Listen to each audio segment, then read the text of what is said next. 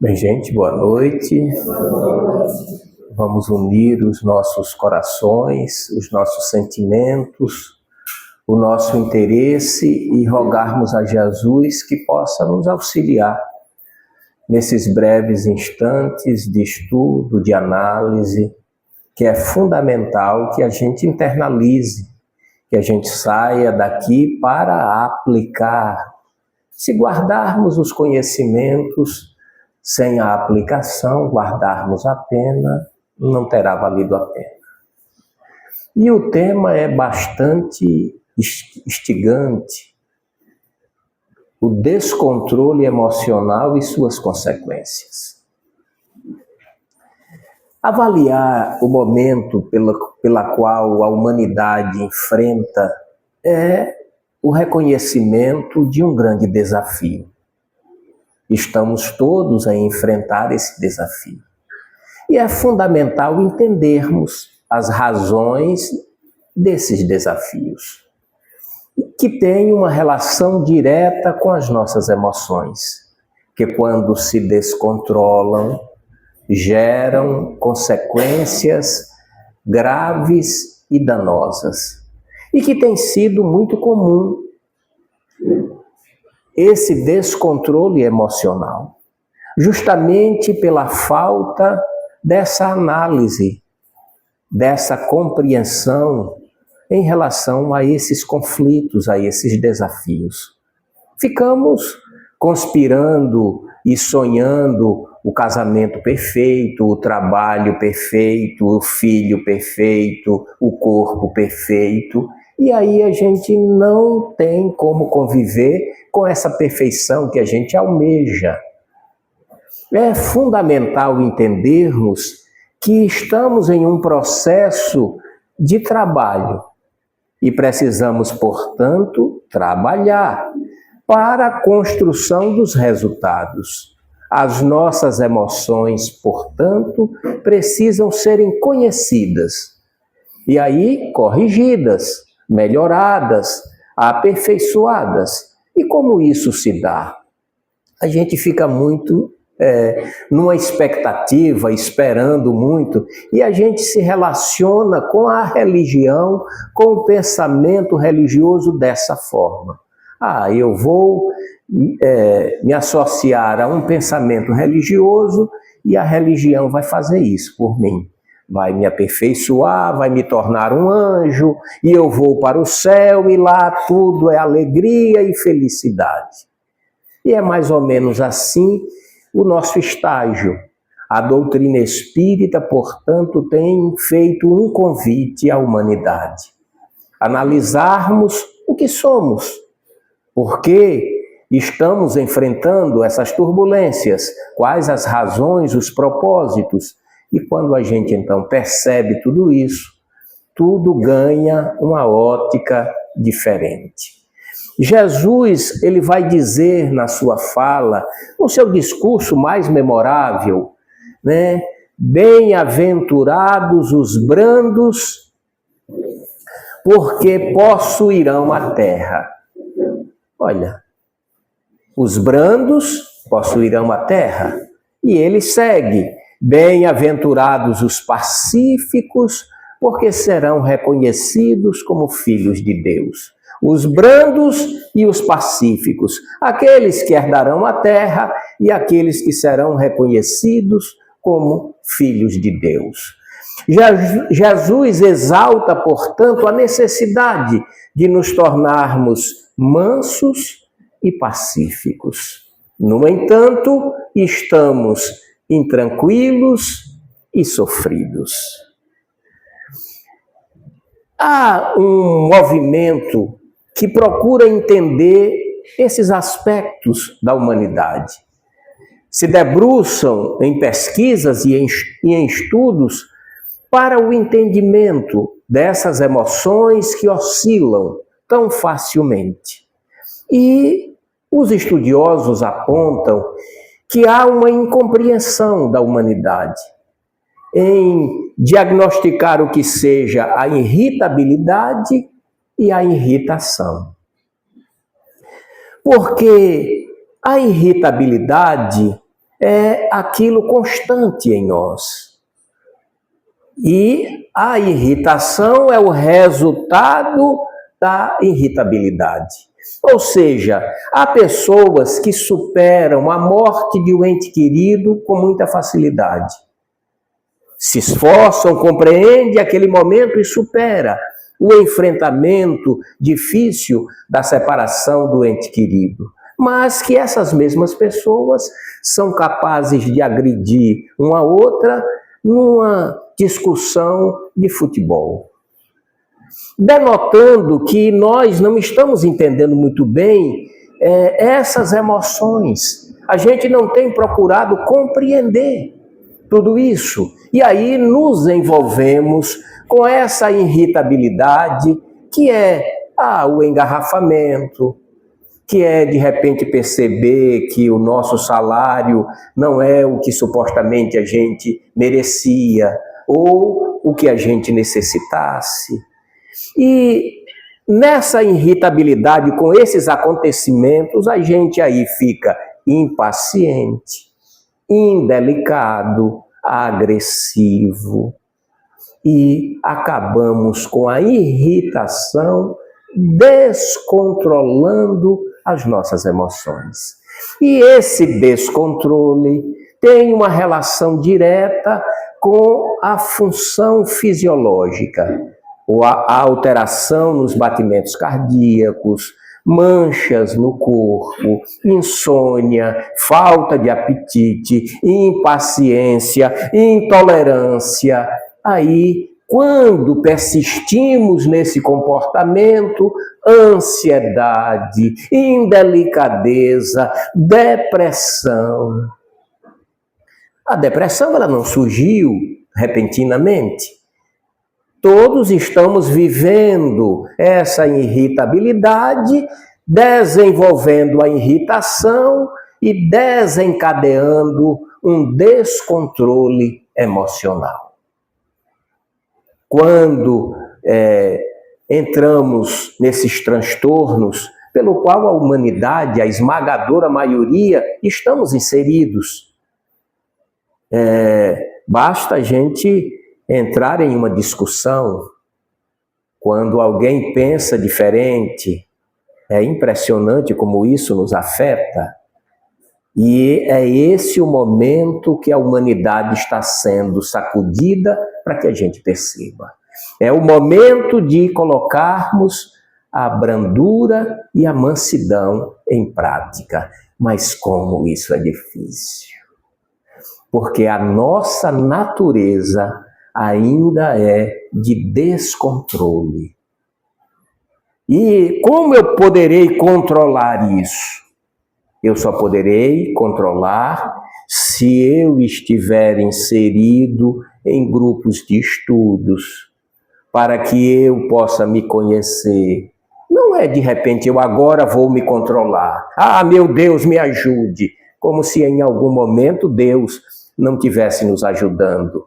E a misericórdia de Deus, pensando no benefício que possa acontecer em nós, ele vai nos dar justamente a dificuldade, nos aproximar do vizinho chato, do amigo de trabalho, do colega de trabalho, que a gente não pode se distanciar dele porque pertence ao nosso setor, à nossa obrigação profissional, e a maioria das horas de nossa vida a gente fica do lado dele e a gente não consegue ouvir a voz dele. Olha que bacana, né? A misericórdia de Deus é realmente maravilhosa, né? Aí quando a gente abre o Livro dos Espíritos, da questão 258 à questão 273, são 16 perguntas e respostas estudando sobre a escolha das provas. Vocês já perceberam que a nossa irritação tem sempre a ver com o outro, quase nunca tem a ver conosco? Veja só que coisa interessante. Olha, nós estamos irritados e sofrendo e construindo esses distúrbios emocionais por causa do outro. Não é por causa de nós, é por causa do outro. Quase nunca a gente se aborrece. Eu ando muito chato, eu tenho que melhorar. A gente nunca pensa dessa forma. A gente está sempre irritado e alimentando o descontrole com o outro, porque a gente não aceita como o outro é. Veja o quanto é tão valioso a mansidão e a passividade. E o momento desafiador da humanidade é para que a gente se torne tolerante, para que a gente aceite o outro como ele é. Aí quais são os movimentos que estão acontecendo na Terra? Os movimentos são governos extremistas que estão ganhando em diversas partes do mundo, porque para exaltar os discursos extremistas, porque isso tudo são os agentes que precisam nos motivar para aprendermos a nos controlar. Então, nós precisamos desses discursos para o nosso próprio bem. Olha que coisa incrível. E aí é onde entra o grande valor da doutrina espírita, que vem ampliar os nossos horizontes. A doutrina espírita, ela torna a nossa passagem na Terra, essa única passagem na Terra, muito simplória, porque ela é muito pequena. Para a construção desse espírito, a gente vai muito ainda ter que voltar e ir e voltar. Aquela poesia, né, do Lulu Santos, em que ele escreve a metáfora dizendo que a vida é como uma onda no mar. Nada do que foi será um dia. E aí, olha, a vida é como uma onda no indo e vindo do infinito. Ele falando da reencarnação, da vida do espírito. A nossa vida é como essa onda, que a gente precisa ir e vir. É só a gente parar para pesar o nosso progresso em cada passagem na Terra é muito pequeno, porque a Terra, por ser um mundo ainda muito atrasado, a gente se preocupa muito com o corpo e muito pouco com o espírito que somos. A gente acorda, já tem que escovar dente, tomar banho e comer. Daqui a pouco, aí a gente tem que trabalhar, porque a gente precisa vestir o corpo, dar uma casa para ele morar, dar sustento, tudo só no corpo. E Jesus disse que o corpo para nada serve. Veja só, nós ocupamos o nosso tempo todo, e agora que tem que ficar bonito, não pode envelhecer, olha só quanta coisa, né? E aí, de repente, a vida passou, que a gente não tem nem noção. Falava no leito de morte com a minha amada avó, aos 79 anos, minha avó, a senhora percebeu esses 79 anos? Não, meu filho, parece que foi ontem. E se a gente, olha, eu estou com 59, se eu vivesse mais 100 anos, desses 59 eu também não ia ver. Se eu não vi os 59, como é que eu vou ver quantos anos passem na Terra? Então nós precisamos ter essa consciência. Olha, eu preciso dar uma olhada nessas minhas emoções, porque é isso que vai seguir adiante. E nós estamos precisando pensar um pouco nos valores que estamos dando às coisas, às pessoas. O aperfeiçoamento, a mansidão e essa passividade estar em fazer um estudo no comportamento do outro, não para tentá-lo mudar, que isso só cabe a cada um, mas para que a gente possa aprender, porque a gente tem criado conceitos. E aí a gente recrimina aquelas pessoas que não estão nos conceitos que estamos firmando. E aí a gente exclui essas pessoas nesse objetivo de amor. Porque se a gente acha que a pessoa não tem valor, e aí, dependendo da nossa consciência, se eu tenho uma consciência racista, é aquele que tem a pele negra ou características negras. E aí, se eu sou preconceituoso em relação a gênero, se não for homem ou mulher, também não é humano, não é filho de Deus. Eu ouvi na internet esses dias um meme que eu achei bastante inteligente. Olha, se eu matar e pedir perdão e entrar na igreja, eu vou para o céu. Mas se eu amar alguém do mesmo sexo, eu sou condenado ao fogo do inferno. Nós precisaríamos repensar um pouco sobre isso. Como alguém que ama pode ser entregue ao fogo do inferno e aquele que mate se desculpa e está tudo bem. É só para que a gente possa pensar, para a gente reformular as nossas emoções só com inteligência, é só com análise. E o Evangelho é justamente essa cartilha. Tem uma passagem de Jesus que até Allan Kardec ele traz no capítulo 9 do Evangelho segundo o Espiritismo, que é Bem-aventurados os mansos e pacíficos. Um capítulo que estuda o ensino moral de Jesus, em que nós devemos nos tornar mansos e pacíficos. E isso deve ser muito importante.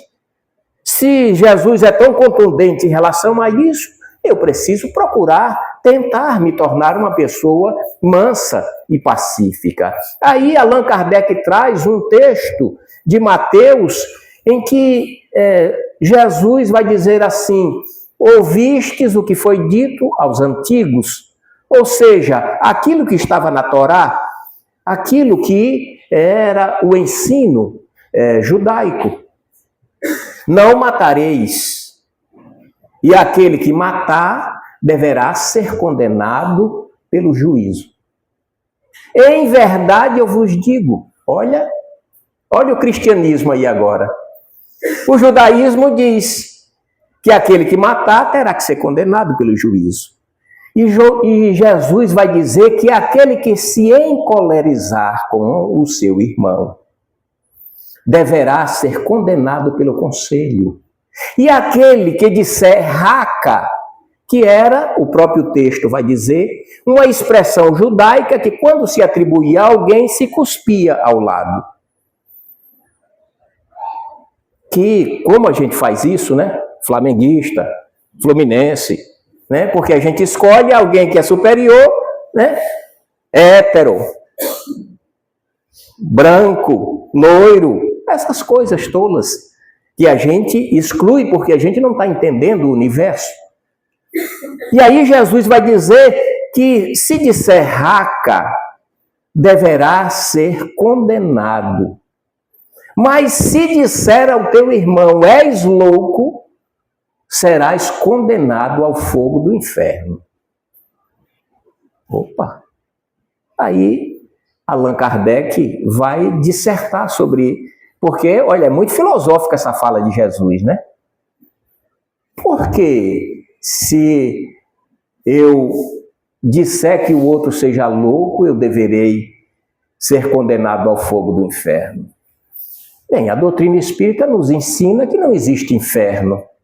Então, que condenação é essa? Olha o que é que Jesus está nos dizendo. Primeiro, ele está dizendo que o judaísmo disse que não era para matar, mas ele está dizendo para a gente não se encolerizar com o outro. E quando a gente diz és louco, a gente está reduzindo o outro a nada. Quem é que senta para conversar com o louco?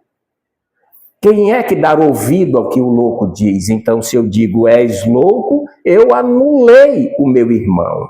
E Jesus está dizendo que toda vez que eu fizer isso, aquilo ali não vale nada. És louco. Né? A gente está dizendo que o outro é louco, porque a gente está dizendo que o outro não vale nada.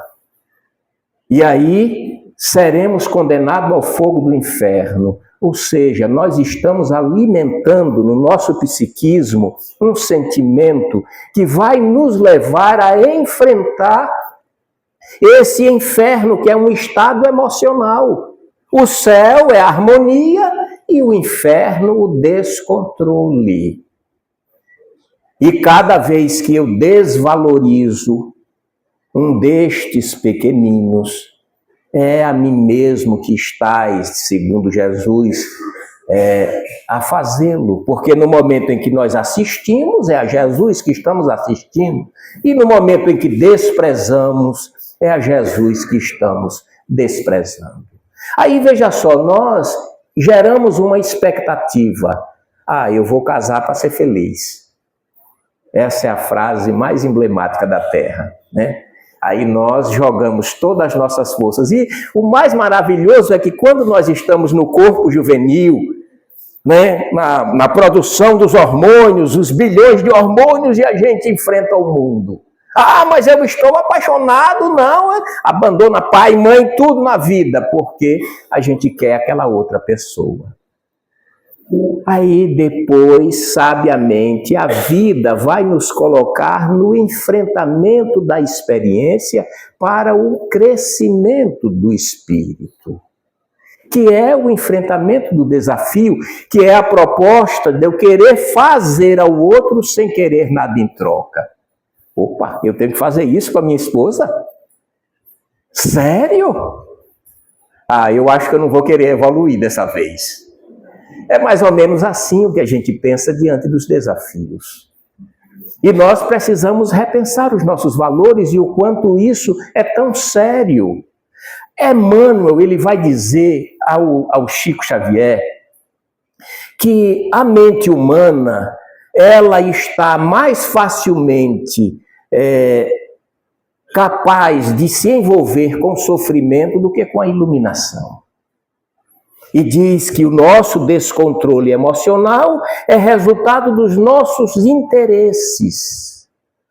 Se a gente chega numa banca de revista, que está pouco usada agora, né? Está quase demodê, né? Mas se a gente chega numa banca de revista, ali tem uma grande gama de informações. E cada um, então, vai se inserir naquilo que se sente atraído. No esporte, na novela, naquilo que está exposto, na notícia dramática, que tem gente que tem uma atração incrível para o drama, né? Que adora assistir aqueles jornais, né, que fazem a TV sangrar. E a pessoa se sente bem, se sente atraído. Aquilo é a intensidade vibracional das mentes. Que isso, gente, é particular, é de cada um, é o estágio que nos encontramos. E que nós precisamos, então, nos conhecer. Eu gosto mais aqui da pornografia, eu gosto mais da política, eu gosto mais disso. E não existe certo ou errado. Nós é que criamos isso. Nós é que criamos, se alguém gosta daquilo ali, está errado. Mas, na verdade, cada um está vivendo a sua realidade no que se interessa. E essas pessoas não estão sendo excluídas do universo.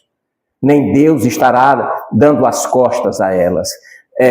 Ela precisará aprender, e aí é onde entra a vida social. Em que nós precisamos aprender a ter um pensamento coletivo.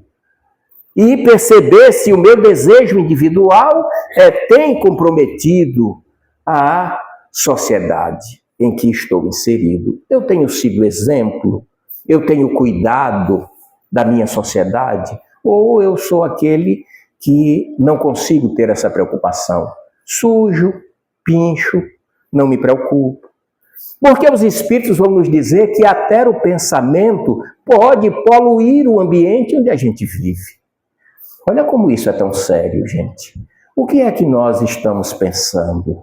O que é que nós estamos desejando?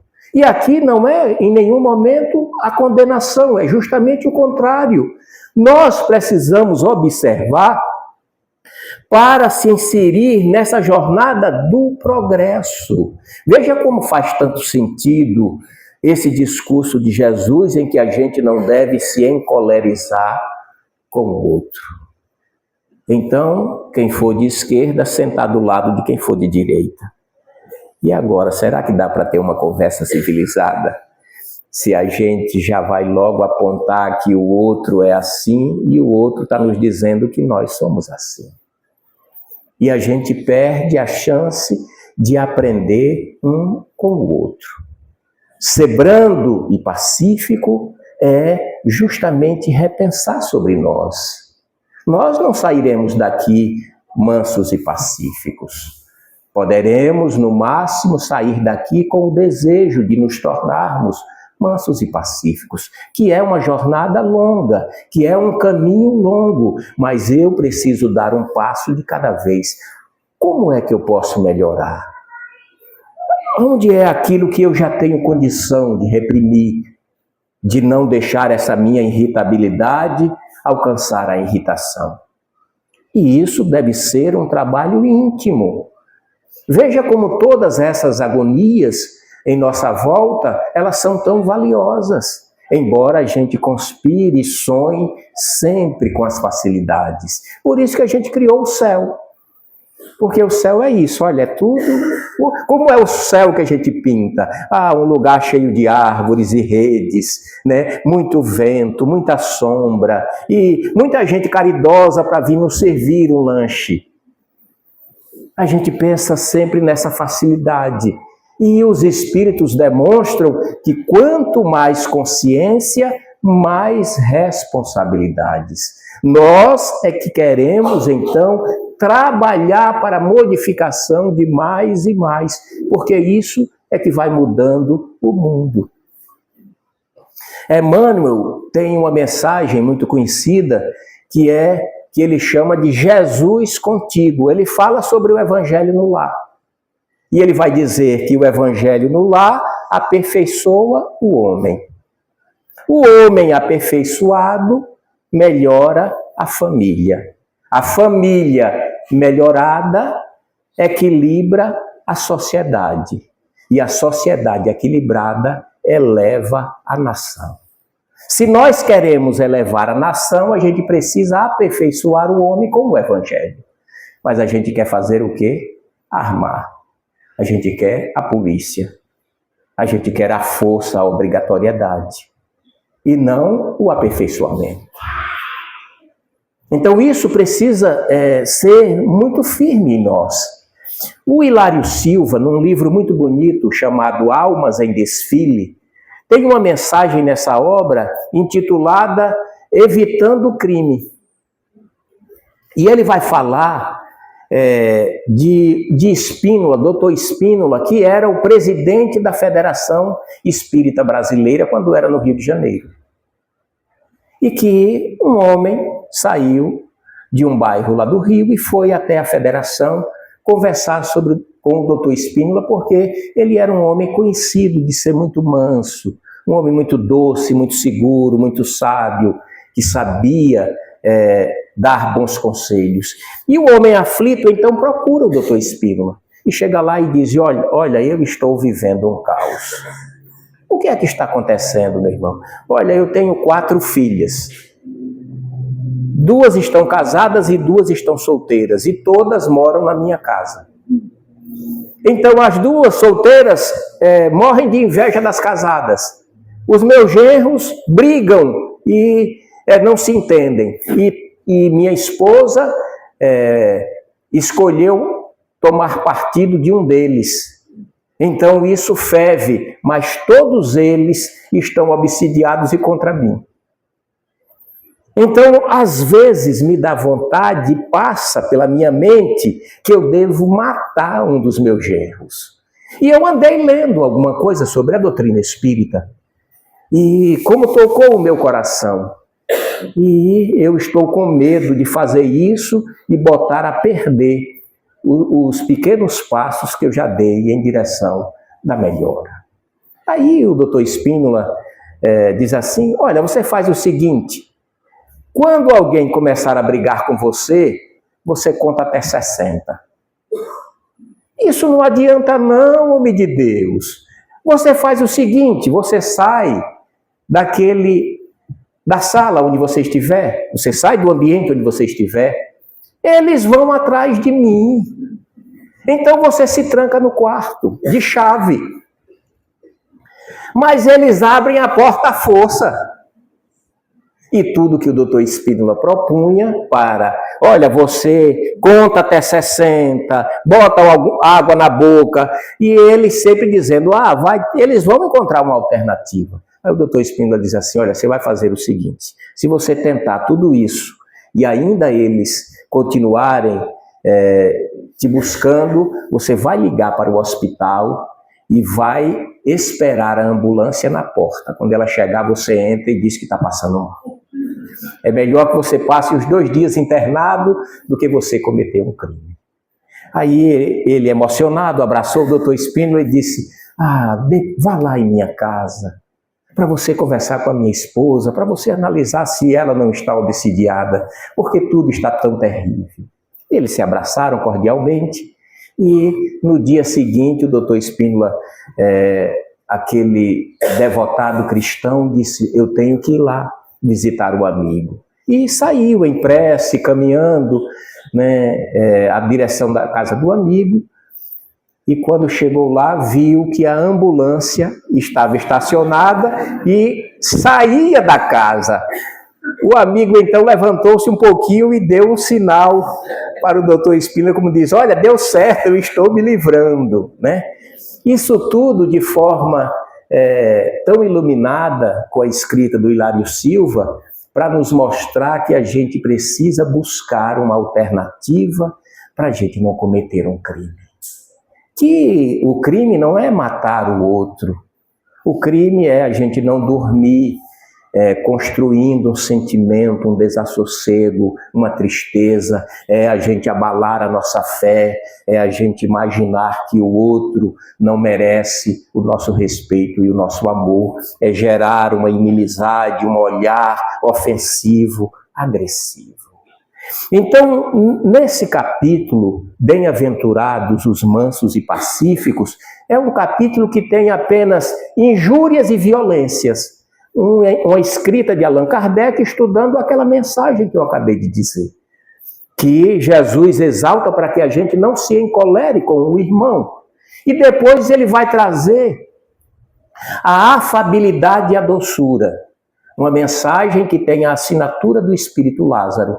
E o Lázaro vai dizer que é a benevolência, ou seja, fazer o bem, que vai fazer com que a gente se torne uma pessoa a desenvolver a afabilidade e a doçura. Olha agora um roteiro, gente. Nós precisamos nos comprometermos. Eu preciso querer fazer o bem.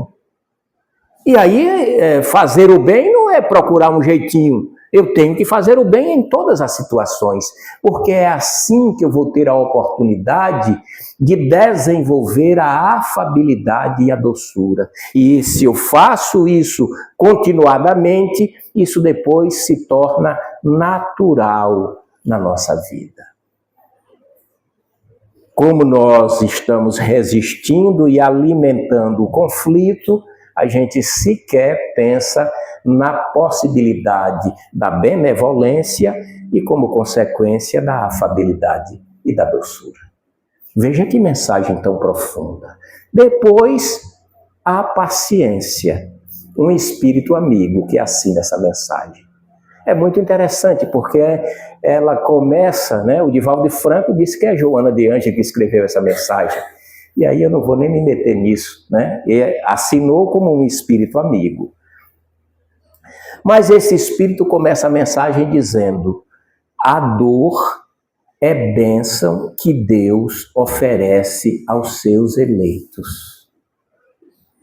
Olha, gente, nós aqui achamos que somos os eleitos de Deus, Então nós estamos no caderninho de Deus apontado para receber dor, segundo o espírito evoluído. E aí vai dizer, na interpretação do seu pensamento, que a gente deve bem dizer e agradecer a Deus por todas as nossas aflições. E agradecer a Deus pelas pessoas que vêm ser esse agente de nos levar à possibilidade de aprender a desenvolver a paciência. Olha que lucidez, gente. E como nós poderemos viver o conflito e não se desesperar, e não se descontrolar, e não ficar sem dormir. E não é que será fácil, mas não vai haver desespero, porque eu vou compreender, olha, existe alguma razão. Deus me ama, quer o melhor para mim, eu devo aprender alguma coisa boa com essa experiência. Olha outro exercício tão importante para que eu possa brandar as minhas más inclinações como espírito imperfeito, que a gente não consegue verbalizar. Né? Certa feita eu fui acometido pela dengue e era impressionante, parecia que o meu corpo estava sendo triturado. Eu então coloquei uma musicazinha, li o evangelho, olha, o espírita palestrante, né? Deitei na cama e comecei a dizer, meu corpo não está doendo. Meu corpo não está doendo, como um mantra, e quanto mais eu dizia, o corpo rebatia a minha fala. Daqui a pouco eu disse, eu tenho que me conformar, ele está doendo. É a sinceridade que os espíritos falam, que a gente precisa compreender. E essa sinceridade é quando torna natural. Veja como é tão importante agora, então, essa brandura, essa mansidão, essa passividade, essa afabilidade, essa doçura, essa benevolência. Porque, as teorias, né, que diz que nós temos que viver a felicidade, procure a felicidade, diga que você vai viver a felicidade. Será que a felicidade virá se eu não estiver compreendendo o meu papel? E não é cruzar os braços, né, cruzar os braços e imaginar que agora a vida tem que ser resolvida. Não, eu tenho aqui justamente fazer o contrário, me empenhar. E aí, depois ele vai trazer a mensagem da cólera. Essa cólera que tem duas mensagens, né? O espírito protetor e o Hahnemann, que foi lido aqui. E o Hahnemann, ele vai dizer que às vezes a gente diz que não pode mudar porque é assim mesmo.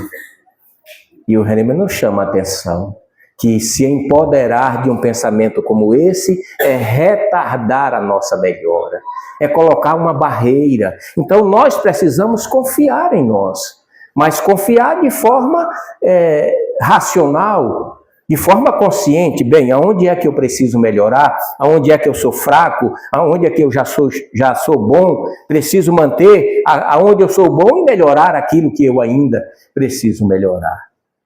É essa análise que nós precisamos fazer, mas nós nos tornamos narcisistas, amando o nosso corpo, as nossas medidas, as nossas curvas, e a gente imagina que por essa razão somos melhores do que os demais.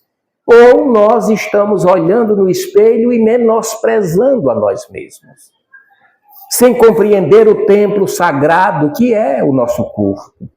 A oportunidade que nos acolhe, que nos abriga como espírito imortal.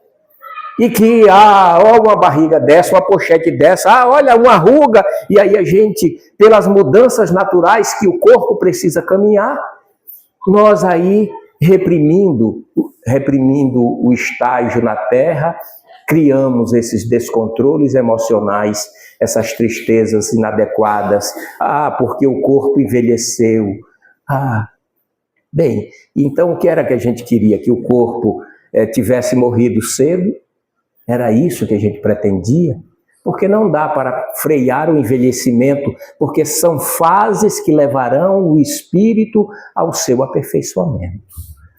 Eu sou criança e depois juvenil, e aí adulto e maduro. Eu não tenho que ter a força da juventude quando eu sou maduro. E quando eu estou com a força, eu não tenho a maturidade de quando o meu corpo esteja maduro. Porque será vivendo que eu irei acumular os conhecimentos. Então veja o quanto são tão importantes todas as nossas fases. E que a gente deve amar cada uma delas com segurança, com entendimento. E aí é onde entra o trabalho mental, emocional, da força do espírito. Porque aos 35 anos o corpo amadurece. E depois dos 35 anos a pirâmide desce até a morte. Mas essa descida é conforme o meu comportamento. Eu posso frear esse declínio. Se eu sei pensar, eu achava incrível. O Divaldo Franco, em um dado momento, deixou de usar óculos com um trabalho mental que ele fez. Veja que homem notável, capaz de fazer com que a sua visão fosse recuperada com um trabalho mental. E todos aqueles que têm essa habilidade, essa capacidade, realmente conseguem proezas inimagináveis. Então, para a gente encerrar, eu queria abrir um livro aqui muito bonito, que o Rubens Romanelli escreveu, que é O Primado do Espírito. Eu achei esse depoimento que diz respeito a tudo que a gente tentou passar aqui.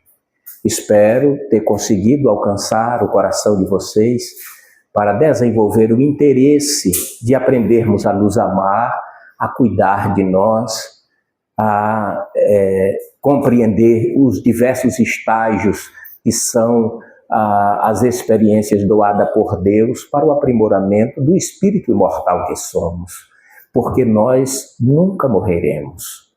Eu digo isso à nossa secretária, o nosso anjo bondoso, que há 27 anos trabalha conosco, uma pessoa que a gente tem muito amor, e aí eu digo assim, mas a gente nunca morre. Aí ela diz assim, sim, bonitinho, né? Como quem não consegue perceber isso. Às vezes ela diz assim, não morre não, e o cemitério cheio. Mas ali são os corpos, ela não consegue entender isso, não tem cognição para compreender a vida fora do corpo. E essa mensagem, então, ela fala da força do amor. Tem muito a ver com o nosso dia a dia, né? E o Rubens, então, vai dizer que uma jovem apaixonada, é a melhor fase, né, da juventude, né? Que a gente se apaixona, a gente se sente tão motivado pelas coisas e como a gente deve levar além da fase da jovialidade, essa capacidade de apaixonar-se, de se dedicar, de ser corajoso nas experiências. E os pais, então, da jovem, percebeu que o noivo dela, que estava com o casamento marcado, era um viciado em jogo. Eles então chamaram a filha querida e tiveram uma conversa muito séria. Olha, filha, você sabe que nós te amamos, mas nós descobrimos que o seu noivo é um viciado e vive jogando na cafua. Você acha que um homem que é viciado em jogo pode ser um bom marido? Ele não vai poder te dar a felicidade, minha filha. E nós queremos que você seja feliz. Mas a jovem estava de fato determinada. E disse, não, meu pai, eu vou me casar com ele. Ele é o homem da minha vida. E, contrariando os pais, se casa. No primeiro mês, uma maravilha, né? Era ótimo se todos nós pudéssemos casar a cada mês, né? É tão bacana, né? Aí, no segundo mês, o coração do jovem foi atraído por aquilo a que ele estava dependente. E ele, então, vai à cafua. E a esposa o aguarda em casa, 1h da manhã, sentada na cadeira, fazendo tricô. Quando ele abre a porta que vê a jovem esposa o aguardando, ele se ofende, porque imaginava que ela iria criticá-lo, né? Mulher, por que você está acordada até 1h dessa? Ela então disse, Nossa, 1h da manhã, eu nem percebi. Acredita que eu estava aqui tão entusiasmada e envolvida com o tricô que não percebi o passar da hora? Ah, meu Deus, olha, mas que desleixada. Aí beija ele e vai deitar-se. No dia seguinte, 2h da manhã. Está lá a esposa na cadeira o aguardando. Quando ele abre a porta, não acredito, você de novo. Ah, querido, eu te fiz um lanche e não queria que você fosse dormir antes que experimentasse desse lanche. E foi lá, colocou, beijou, sem lhe dizer nada, e foi para a cama. No dia seguinte, 1h30 da manhã, quando ele abre a porta, está lá a esposa envolvida em um coração de paz, cheio de amor. Ele então fez a expressão facial de que ia agredi-la verbalmente, e ela então se atira aos seus braços, lhe dar-lhe um beijo e diz assim: você acredita que a vizinha me passou uma receita de um bolo e eu preparei para você e não podia dormir sem que você pudesse avaliar o que você acha? E foi assim por diversos dias, até que em um dado momento, o jovem, com as cartas na mão, começou a olhar em sua volta e aquilo ali o contrariar, porque ele dizia: como eu posso estar nesse ambiente tão insalubre e a minha querida esposa me aguardando com tanto amor e gentileza? Esse foi o primeiro ímpeto para as mudanças. No dia seguinte, ele, agora envergonhado com ele próprio, decidiu largar as cartas na mesa, levantou-se para nunca mais voltar àquele local.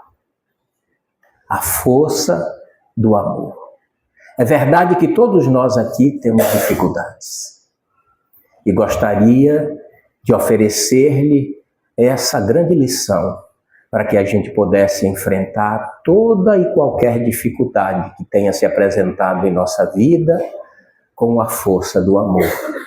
Porque aquele que ama muda todas as coisas e permanece feliz. Muita paz.